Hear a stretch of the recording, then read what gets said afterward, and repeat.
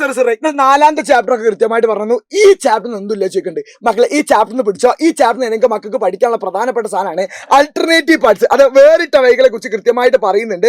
ആ വേറിട്ട വൈകൾ പ്രധാനപ്പെട്ടതാണ് സായുധ വൈയിലെ പോരാട്ടം. ഇതിൽ ഒരുപാട് പാർട്ടികളെ പേര് പഠിക്കാണ്ട് ഇതൊക്കെ അങ്ങ് പഠിക്കാണ്ട്. പക്ഷെ എന്റെ മക്കളെ നിങ്ങളിതൊന്നും പഠിക്കണ്ട. അതെന്താ ഇതൊന്നും ചോദ്യം വരില്ലേ? വരും. പക്ഷെ ഇത് മൊത്തം ഞാൻ എന്താ ഇവിടെ ഷോർട്ടാക്കിയിട്ട് ഇത് പഠിച്ചോളി. എല്ലാ പാർട്ടിനും ഉണ്ട്. ആയിരത്താണ് HRA 924 രാംപ്രസാദ് ബിസ്മിൽ ആ പാർട്ടി ചെയ്ത ഒറ്റ കാര്യമാണ് കക്കോരി റെയിൽവേ സ്റ്റേഷൻ എന്ത് ചെയ്തു?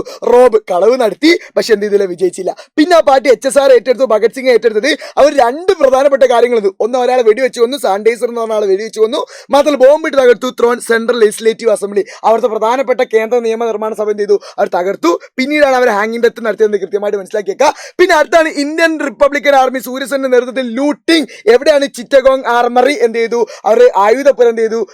ലൂട്ട് ചെയ്തു, കട്ടെടുത്തത്. അത് പ്രധാനപ്പെട്ടാണ്. പിന്നെ കോൺഗ്രസ് സോഷ്യലിസ്റ്റ് പാർട്ടി JP നാരായണനാണ്. അവരെന്ത് ചെയ്തു?